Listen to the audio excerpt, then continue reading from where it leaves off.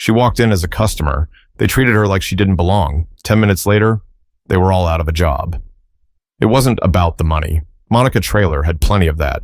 She was 44 years old, born and raised in Wichita Falls, Texas, and the CEO of a tech firm that had doubled in value 2 years in a row. Her company, Traylonix Financial, had just acquired 3 regional banks across the Midwest. One of them had branches stretching through Ohio, including this one, on East Livingston Avenue in Columbus. It was just another Tuesday. She pulled into the parking lot in her silver Tesla, parked near the front, and grabbed her black leather tote. No assistants, no drivers, no security. Just Monica, in black slacks, a navy blouse, and her natural curls pulled back into a low puff, gold hoops, clean nails. The kind of woman who didn't need to say much to hold a room. She stepped inside the bank at 9:03 a.m., just after they opened. The air smelled faintly of fresh coffee and copier ink. A middle-aged man in khakis and a name badge stood at the front desk. He looked up, but didn't speak. She gave a polite nod, then walked toward the business services desk like she had a right to be there, because she did. Behind the glass counter, 2 tellers were chatting. One, thin, white, red lipstick, tight bun. The other, older, possibly Indian, flipping through a manila folder. Neither looked up immediately. A woman with a Coach purse and oversized sunglasses stepped in behind Monica and walked straight to the personal banking line. She got a smile. Monica waited and waited. Finally, the red lipstick teller looked up. Her nameplate read Shelby. "Yes?" she asked, like Monica was interrupting something. "I'm here to speak with someone about the transition paperwork for the business accounts. My firm completed the acquisition last week. I just want to ensure we're on the same page before Friday." Shelby gave a short laugh. "You'll need an appointment for that. We don't just handle those kinds of things at the counter." She said it with a half smile, like Monica should have known better. "I called yesterday," Monica said calmly. "They told me someone named Devin would be available between 9 and noon. Shelby looked around, then turned back. "Devin isn't in yet. You can have a seat." Monica turned and looked at the 3 empty chairs behind her. She glanced at the clock on the wall, 9:07.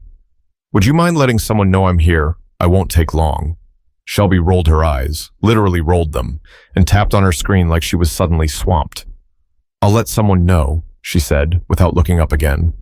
But that wasn't the part that bothered Monica the most. Monica sat quietly in the lobby, watching as time ticked past. A flat-screen TV on the wall played a muted segment of morning news, while a soft instrumental version of Ain't No Mountain High Enough played over the speakers. She tried to focus, but her eyes kept drifting to the counter. 10 minutes passed, then 15. Customers came and went. A middle-aged white man in a blue golf shirt asked about transferring funds from an investment account. Shelby smiled at him, laughed, asked about his daughter. He left with a handshake and a receipt. Monica stood up, calmly walked to the counter again. "Excuse me," she said. "Has Devin arrived?" Shelby gave her a tight smile. "Still not in, but I did let someone know you're here." Monica glanced toward the offices. "May I speak with whoever's available then?" "Ma'am, I said we'll call you when someone's ready." Monica nodded slowly. "Okay." She turned around and walked back to her seat, passing a couple who had just walked in. They were greeted immediately, taken to an office. The man gave Monica a quick glance, then looked away just as quickly. Another 5 minutes. Monica stood up again, her patience wearing thinner now, but her expression still composed. This time she went past the counter toward the hallway where the offices were. A young black woman in a headset tried to intercept her. "Hi, ma'am, can I help you?" "I'm looking for Devin," Monica replied, "or whoever's available for a quick business account inquiry. I called ahead yesterday." The young woman hesitated. She looked down at her tablet, then back up. "Devin's not in. Let me just double-check the schedule. Who did you say you were?" "Monica Traylor?" Something shifted in the woman's face. Her eyes blinked a little faster. She recognized the name. Monica kept her tone gentle. "Could you let your branch manager know I'm here?" Of course, yes. I'll let Ms. Lehman know right now." Back in the lobby, Monica sat again. Her phone buzzed. It was a message from her COO, Ellis Doucet. "Everything smooth at the branch?" She stared at the screen, thought about replying yes, thought about lying. Instead, she typed, "Not quite. Give me 10 minutes." As she slid her phone back into her bag, she heard someone mutter behind the glass counter. "Not sure why she's still sitting here," Shelby said in a low voice, but not low enough. "She's not even dressed for the suite." Her coworker laughed. Right? Some people think because they have a business card, they own the place. Monica's jaw clenched, but she didn't move, didn't flinch. Not yet. A white-haired man in a charcoal suit stepped through the door, regional director name tag. Just from the way the front staff straightened up, Monica knew he wasn't expected this morning. He made a beeline for Monica's seat. Ms. Traylor? He asked. She stood. Yes. I'm Thomas Beck, regional director. I believe there's been a misunderstanding. May we speak in private? He glanced behind him, not at Monica, but at the staff. His expression wasn't friendly. Monica smiled politely. We can speak here. Thomas hesitated, then nodded. Of course. He turned to the front desk. His voice carried now. Everyone on the floor, please step into the conference room right now. Shelby looked confused. Sorry, why? You'll be briefed in 5 minutes. Conference room, now. The silence that followed was heavy. Shelby and the others slowly stepped away, clearly rattled. One whispered something to another, but no one laughed this time. Monica reached for her phone, already dialing. But this wasn't the moment the room would remember most. That part came next. Thomas Beck stood still, arms crossed, facing the office hallway like he was waiting for a fire alarm to go off. Monica didn't speak yet. She just scrolled her phone, thumb steady, as if she were checking a grocery list. She wasn't angry. She was calculating. Finally, she looked up and said, Get Ellis on the line. Thomas didn't hesitate. He reached into his pocket and tapped his own screen. He's on standby. The two of them stood near the glass door, while inside the conference room, 5 employees stared at the table like school kids waiting for the principal. Monica didn't look at them yet. She didn't need to. I'm not here to embarrass anyone, she said softly. That's not how I lead. Thomas gave a quick nod, quiet. But if people can't treat clients with basic decency, they don't belong anywhere near a financial institution, especially not one that now operates under my name. Thomas's mouth twitched like he was suppressing a sigh. Understood. At that moment, Devin finally appeared in the hallway, looking breathless, shirt untucked on one side. He slowed when he saw Monica, then he saw Thomas, then the staff in the conference room. Is this? He started. Monica looked him dead in the eye. It's handled. Devin glanced down, unsure whether to sit, leave, or melt. Thomas stepped forward, opened the door to the conference room, and said firmly, Miss Traylor has a few words. The room fell even quieter, if that were possible. Monica walked in without raising her voice. No dramatic pause, no theatrics, just facts. I came here today on behalf of Traylonix Financial. We closed the acquisition of this bank chain last Friday. I've met with over a dozen branches this week. Every visit has been respectful, some even warm. This one, however, she let the sentence hang. I sat in that lobby for over 30 minutes. I was told to wait, then ignored, talked about, dismissed. None of you knew who I was. That part doesn't bother me. I don't need special treatment. But what does matter is how you treat people you don't know. Shelby shifted in her chair, eyes glued to the tabletop. The others sat frozen. Monica turned slightly. Shelby, right? Shelby nodded once, barely. Can you tell me why the woman who came in after me, twice, was served before me? No answer. Or why you commented on whether I looked like I belonged in the business suite area? Still no answer. Thomas stood with his arms folded in the corner, watching the floor. Monica continued, I'm not angry, but I'm disappointed, and I have every reason to be. She pulled her phone back out and tapped once. The screen lit up with a message. Effective immediately, she said, Shelby Langston, Derek Hanley, and Patricia Mehta are released from this location. You'll receive a formal termination letter from HR by noon. Security access is revoked, and your final checks will be delivered by mail. The silence was thick now. You could almost feel the heat of it. Patricia, who'd been silent the whole time, whispered, Wait, you're firing us? Monica looked at her. Yes, but this is how we've always... Monica raised a brow. Exactly. She turned to Thomas. The rest will stay for retraining. Full oversight. You'll coordinate with Ellis. I want a follow-up report by Friday. You know how I like it. Clean, blunt, and real. Thomas nodded. Then Monica said something that didn't just sting, it cut. I'm not here to scare anyone, but I'm also not here to babysit grown folks who can't treat a stranger with respect. And just like that, she left the room. As she walked back through the lobby, the young black woman at the front, headset still on, stood and gave her a nod. This time, Monica nodded back. But this wasn't about revenge. It was about something deeper. And the real conversation hadn't even started yet. By the time Monica stepped outside, the air had shifted. Clouds were rolling in from the west, thick and low, casting long shadows across the parking lot. She walked to her car but didn't get in. Instead, she leaned against the door, arms crossed, eyes calm. Inside the bank, panic was settling in. Shelby had locked herself in the break room. Derek sat on the edge of the conference room table, his face pale. Patricia was crying softly, mouthing something no one could hear. Thomas stood in the center of the floor, phone pressed to his ear. "Yes, Ellis," he said. No, she didn't raise her voice once. "Yeah, it's handled. Fully." He hung up, then turned to Devin. "You dodged a bullet," Thomas said. "If you had said even one thing sideways this morning." Devin raised both hands. I didn't even know she was here until I heard her name." Thomas nodded. "And that's part of the problem. She was in the lobby for almost 40 minutes. Meanwhile, in the parking lot, Monica was still standing still, like she wasn't done yet. Because she wasn't. A blue Toyota pulled in. Out stepped a man in a charcoal blazer, dark slacks, salt and pepper goatee. Ellis Doucet, COO of Trelonix Financial, walked like someone who had fired people before breakfast and closed a $10 million deal by lunch. He joined Monica by her car. "You good?" he asked. She nodded. "Want me to go in?" She shook her head. "Already handled, but we'll need HR to draft a proper retraining module." Ellis exhaled. "I'll write it up tonight. Want me to talk to the press team? This might leak." "I hope it does," Monica said quietly. Ellis paused. "What about that young girl at the front? The one with the headset?" Monica smiled for the first time that day. "She's a keeper, professional, didn't try to block me, and she listened." Ellis made a note on his phone. "Got it. Promote?" "Eventually, but first I want to meet her." Inside the branch, Thomas pulled the remaining staff back into the conference room.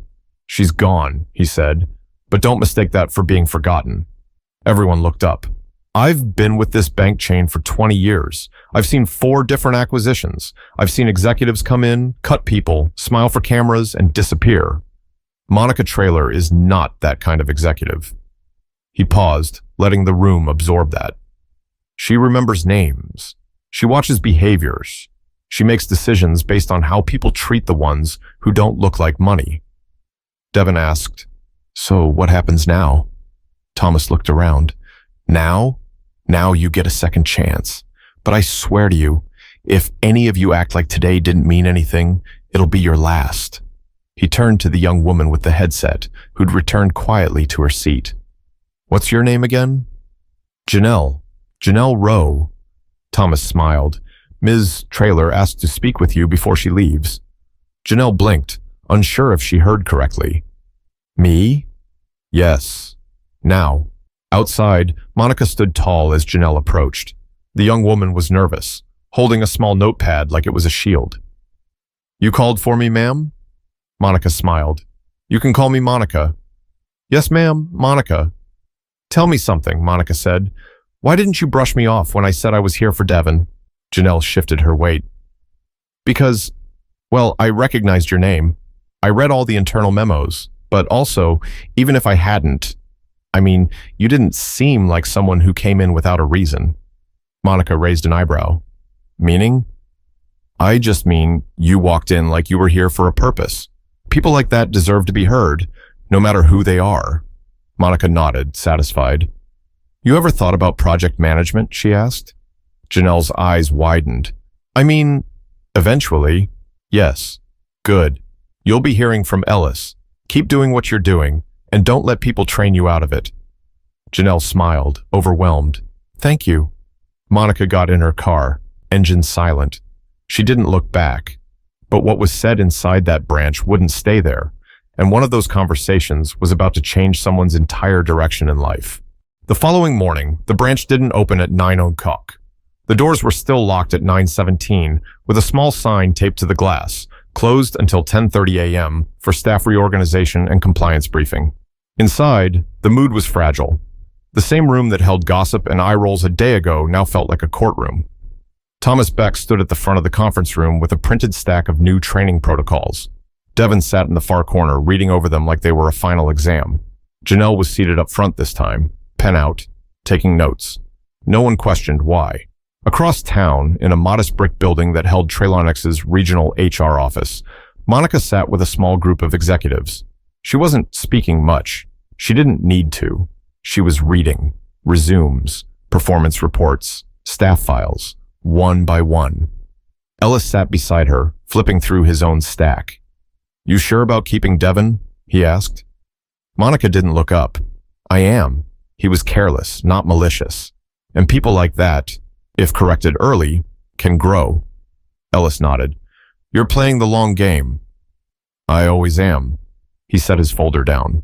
"So what's the plan for that branch?" "We put Janelle on a 6-month development track, rotate in a stronger assistant manager to shadow her, let the team get used to a new center of gravity." Ellis smirked. "You're betting on her."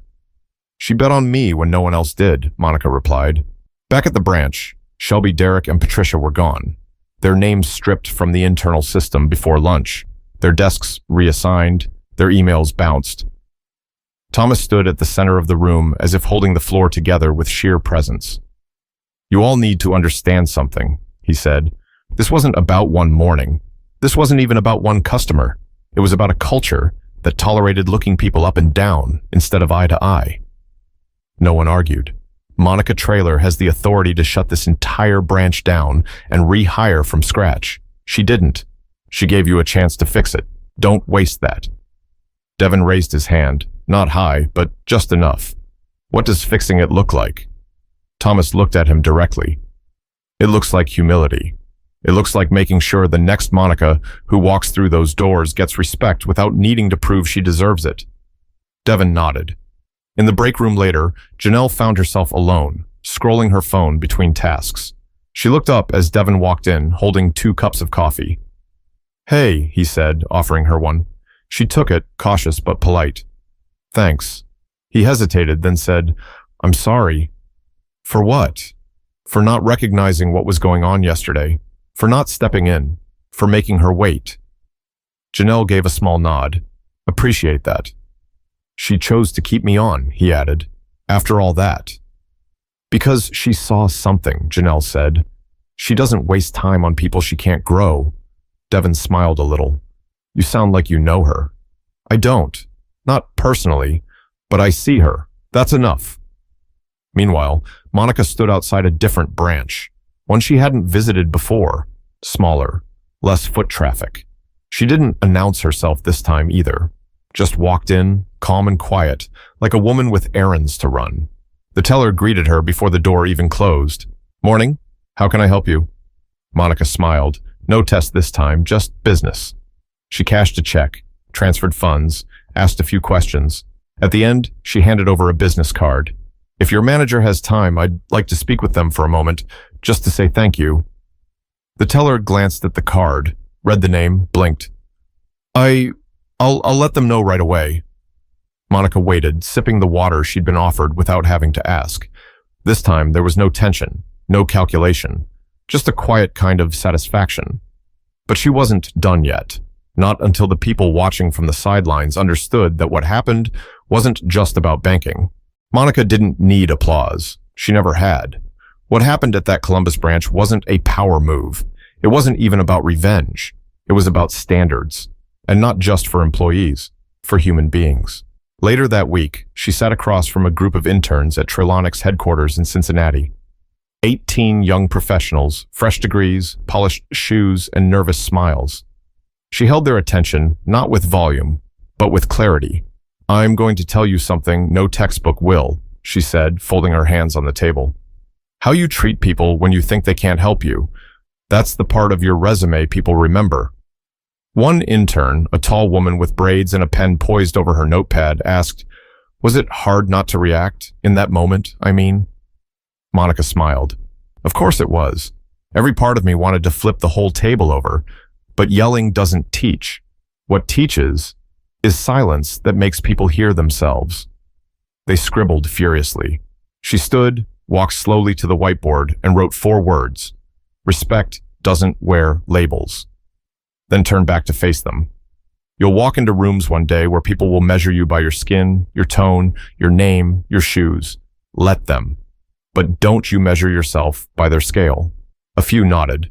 One of the interns wiped his eye quietly. Monica continued, What happened at that branch? That happens every day. It just doesn't always end the way mine did.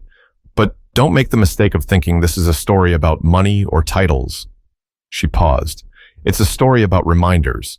And mine was simple. Never let the quiet ones be the ones you underestimate. That afternoon, her calendar was full, but she carved out 10 minutes to call Janelle. Just to say, you made the right choice when no one else did. Keep that instinct. It'll take you further than any training manual. And it would. Because when promotions were discussed in December, Janelle's name was already circling. Not because she went viral. Not because she got lucky. But because someone powerful noticed her not doing what others did. That's how change starts. Not in boardrooms, not in headlines, but in those in-between moments where someone decides to do the right thing, even when no one's watching. Now here's the part where you come in.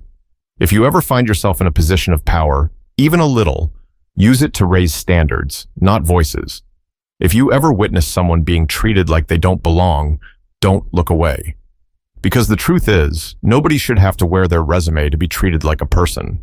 So tell me, what would you have done in Monica's shoes? And more importantly, what will you do the next time you see it happen to someone else? Let that question sit with you, because the world changes in moments like these, one person at a time.